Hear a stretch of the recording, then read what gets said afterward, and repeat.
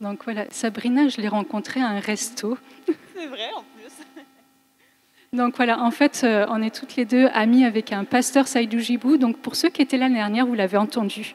Donc voilà, c'est lui qui nous a présentés. Donc voilà, Sabrina a suffisamment de folie du coup pour venir faire des choses un peu folles avec nous. Donc voilà. Merci beaucoup. Bonjour à toutes et à tous. Sœur Tabitha m'a déjà un petit peu présentée. Donc je m'appelle Sabrina. Je suis venue à Christ il y a maintenant 7 ans. Ça va vite, hein, mais il y a maintenant 7 ans. J'étais musulmane avant. C'est pour ça qu'on connaît Saïd Oujibou et son ministère est quand même tourné beaucoup vers les anciens musulmans. Donc, je vais vous faire mon petit témoignage. Alors, je vais le faire comme ça vient. Je me laisse porter par le Saint-Esprit. J'ai rien écrit, j'ai rien préparé. Ça a commencé. Alors, moi, je suis pas née en France. Je suis née en Algérie. Je suis arrivée quand j'avais l'âge de 2 ans. Mes parents ont quand même tout quitté, un peu tout sacrifié pour que je puisse vivre en France, avoir de meilleures conditions de vie, meilleures conditions d'études. Donc, ils étaient quand même relativement sévères. Mais pas très religieux, c'est-à-dire croyants, mais sans être religieux. Ma mère ne portait pas le voile, on parlait quand même du Coran, ils faisaient quand même le ramadan, etc. Et bref, il est arrivé un moment donné où leur sévérité, etc., m'a mis dans un état de dépression qui était quand même... j'avais 14-15 ans et j'étais vraiment très déprimée. J'arrivais même plus à suivre les cours et pourtant j'étais une très bonne élève et j'ai toujours été une très bonne élève, mais je n'arrivais plus à suivre les cours. Je n'arrivais plus, je rentrais, la seule chose que je faisais, c'était me mettre dans mon lit, pleurer et angoisser, et pleurer et angoisser. Et j'ai eu un moment, un déclic à 18 ans, je me suis dit, bon, ça ne peut pas continuer comme ça, qu'est-ce que je fais ? Et à 18 ans, je suis partie, je me dis, soit je quitte ce foyer-là, soit je me jette par la fenêtre. C'était vraiment, excusez-moi du terme, mais c'était vraiment ça. J'étais arrivée à un point de rupture. Donc du coup, je suis partie et c'est là que ça a un peu commencé. Donc je me suis dit, voilà, quand on perd un petit peu le lien avec ses parents, quand on a été un petit peu la projection de ses parents, voilà, tu vas être une fille parfaite, tu vas faire ci, tu vas faire ça, tu vas être médecin, etc. Et on se retrouve finalement du jour au lendemain à se dire, en fait, qui je suis moi, en dehors de mes parents, en dehors de mon conditionnement, en dehors de toutes ces choses dans lesquelles j'ai baigné en fait toute ma vie. Et ça a été la plus grosse crise, la crise identitaire, de se dire en fait qui je suis par moi-même. Et c'est là que je suis revenue un peu... mes parents m'ont toujours parlé de Dieu, mais j'avais fait une expérience quand j'avais 8 ans. Quand on dit de venir à Dieu comme des enfants, c'est vraiment ça. Je m'étais retrouvée à 8 ans, je m'étais levée un matin et j'étais persuadée que mon père allait mourir ce jour-là. Je ne sais pas pourquoi, mais j'avais une conviction intime. On était au pays, on était en vacances en Algérie, et puis je me suis réveillée et j'étais persuadée qu'il allait mourir. Et qu'est-ce que j'ai fait ? J'ai eu ce sentiment-là, et puis mes parents m'ont toujours parlé de Dieu, etc. Je me dis, s'il existe, je vais aller prier. Donc je me suis enfermée dans la salle de bain, et je me suis mise à genoux, et j'ai dit, oh, bon Dieu, si tu existes, il faut que tu fasses quelque chose, je ne veux pas que mon papa il meure, fais quelque chose, je sens qu'il va se passer quelque chose, je ne veux pas qu'il lui arrive quoi que ce soit. Et là, j'apprends que mon père devait prendre la route pour partir à la capitale, donc Alger. Et je reviens, et je sors de la salle de bain et je tombe nez à nez avec mon père et je lui dis, mais t'es pas parti du coup ? Et il me répond, non, les pneus ont crevé et pourtant j'ai vérifié hier soir. Et donc du coup j'étais revenue, je me suis dit, quand j'avais 8 ans, il y avait quand même un truc qui s'était passé et je me suis dit, maintenant que je suis toute seule, j'ai envie de revenir, j'ai besoin de Dieu, c'est ma seule, entre guillemets, c'est mon seul refuge, c'est ma seule alternative, c'est mon seul pilier, j'ai plus personne, j'ai plus rien. Et donc j'ai eu cette quête-là, donc je l'ai fait d'abord à travers la religion, parce que la religion musulmane a quand même j'ai quand même été bien imprégnée de la religion musulmane, donc j'ai quand même été façonnée. Donc j'ai fait mes 5 prières, je faisais même les prières qui n'étaient pas obligatoires. J'ai vraiment essayé de cocher toutes les cases, vous voyez, je veux mériter Seigneur, je veux mériter, je veux t'entendre, je veux te voir, je veux que tu me dises, je veux que tu me parles, je ne sais pas qui je suis, je ne sais pas ce que je fais. Et est arrivé un moment où je vivais vraiment des angoisses, mais atroces. Quand je vous dis vraiment atroces, c'est qu'on se réveille le matin, les quelques petites secondes, je pense que je ne suis pas la seule à avoir expérimenté, mais ces quelques petites secondes là au réveil, où c'est vraiment un tourment, où c'est quelque chose qui nous prend aux tripes, qui nous tord les boyaux, cette espèce d'angoisse constante, cette espèce de... Voilà, c'est le fait d'être pris dans ses pensées, constamment pris dans des pensées et ne pas pouvoir en sortir.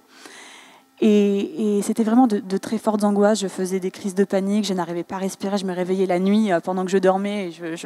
Impossible pour moi de respirer ou de me rendormir. À chaque fois que je m'endormais, je suffoquais. Et c'était vraiment très très fort. Et à un moment donné, je disais, Dieu, pourquoi tu ne fais pas quelque chose, etc. J'ai tout fait, j'ai tout bien fait. Enfin, du moins, j'ai essayé de tout bien faire. Je ne suis pas parfaite, mais qu'est-ce que tu veux? Et à un moment donné... j'ai eu une espèce de conviction d'arrêter de faire ma prière. Stop, arrête de faire tes prières, stop. Arrête de vouloir mériter, arrête-toi. Et donc, ça a mis du temps avant que j'accepte, parce que pour ceux qui, je ne sais pas pour ceux qui ne le savent pas, mais quand on arrête de faire les prières dans la religion musulmane, on nous dit quand même que si on en loupe une seule, ça suffirait. Par exemple, il m'arrive quelque chose, j'ai un accident de voiture, ça me suffirait à ne pas aller au paradis. Et donc, c'était quelque chose qui était vraiment très prenant. Et donc, du coup, j'ai eu du mal à accepter de le faire, mais j'ai fini par le faire. Et au bout d'une semaine où je ne l'ai pas faite, j'ai fait un songe. Vraiment, c'était... oui, je m'endormais, je faisais des crises d'angoisse. Et là, en plein milieu d'une crise d'angoisse, je me voyais en fait sur le bord d'une route, en fait, avec plein de personnes. Et au loin, il y avait Jésus qui arrivait. Et donc, des gens l'attendaient en fait sur le bord de la route. Et de loin, il me fixe. Et avec un regard, avec un amour infini, comme s'il me voyait moi. En fait, il y avait toute la foule, mais je ne dis pas qu'il n'y avait pas Dieu pour les autres, mais c'était vraiment l'expérimentation que c'était moi qu'il était venu chercher. Et il est venu sans dire un mot, il s'est rapproché, il m'a regardé et il m'a pris dans ses bras. Et à ce moment-là, j'ai ressenti la sensation, mais la plus dingue, je ne saurais même pas la qualifier. Je me souviens que j'avais arrêté de respirer tellement respirer était douloureux à côté de cette lumière, à côté de cette espèce d'expérience en fait que j'avais eue. Ça faisait tellement du bien. Voilà, ça pas, franchement, c'est quelque chose. Je vous invite à inviter le Seigneur à vous faire ressentir cette espèce de lumière et cet amour. Et à partir de ce moment-là, je n'ai plus de crise d'angoisse. Alors, j'ai pas été totalement, ça n'a pas été instantané, mais je n'ai plus de crise d'angoisse. Ça allait beaucoup mieux. Et puis, en même temps, je me suis retrouvée quasiment en même temps. Quand j'angoissais, je mettais toujours la télévision, les chaînes un peu CNBC et compagnie, la bourse, parce que c'est quelque chose, quand on a des crises d'angoisse, de se rattacher à des choses qui sont un peu, voilà, les chiffres, etc. C'est quelque chose, voilà, la Terre tourne, c'est quelque chose d'hyper rationnel. Et donc, le matin, il y avait des pasteurs qui passaient avec des messages forts sur Dieu a des plans d'amour, des plans de bonheur et non de malheur pour toi. Si tu es là, c'est que le Seigneur a un plan pour toi, c'est que le Seigneur t'aime. Et en fait, toutes ces paroles-là, même si j'étais dans un état de sommeil, j'arrivais à les entendre et ça me procurait une espèce de paix, même pendant que je dormais, puisque je dormais encore quand ça passait. Donc, ça a vraiment été cette espèce de révélation de son amour. Puis j'ai plongé un petit peu plus en profondeur dans la parole, sur son amour, sur la révélation de la grâce, sur l'œuvre de la croix, puisque je pense que c'est ce dont on va parler ce soir, mais vraiment l'œuvre de la croix, le sacrifice ultime et le sacrifice en fait que Jésus a fait. Donc vraiment, si je peux vous encourager, c'est aussi, je sais que j'ai eu un ami qui a beaucoup prié pour moi pendant cette période-là, et en fait en tant que chrétien, notre job, entre guillemets, n'est pas toujours de devoir prêcher. Oui, il faut que tu crois ça parce que moi je crois ça, etc. C'est que pendant tout ce temps, pendant tout mon cheminement, il n'a jamais forcé la main. Il a juste été là et m'a soutenu en prière. Il a toujours été de bons conseils, jamais en forçant la main, jamais en remettant en cause mes croyances, même si elles sont pour moi à l'heure actuelle, je les juge erronées, mais elles étaient erronées. Mais ça n'a jamais été le cas. Voilà. Donc ne sous-estimez pas la puissance de la prière, la puissance de l'amour, la puissance de juste être une aide, être un pilier. Quand les gens, voilà, laisser les gens peut-être faire leur cheminement sans vouloir nécessairement interférer avec ce qu'ils font. Et aussi pour les jeunes, c'est quelque chose que beaucoup de jeunes vivent, vraiment, ces crises d'angoisse, ces idées suicidaires, parce que j'en ai eu. Personne n'a envie de mourir. Enfin, ça, c'est pour l'avoir vécu, on ne veut pas mourir. C'est juste qu'on a des ressentis qui sont tellement forts, on veut juste y mettre fin. Personne ne déteste sa vie.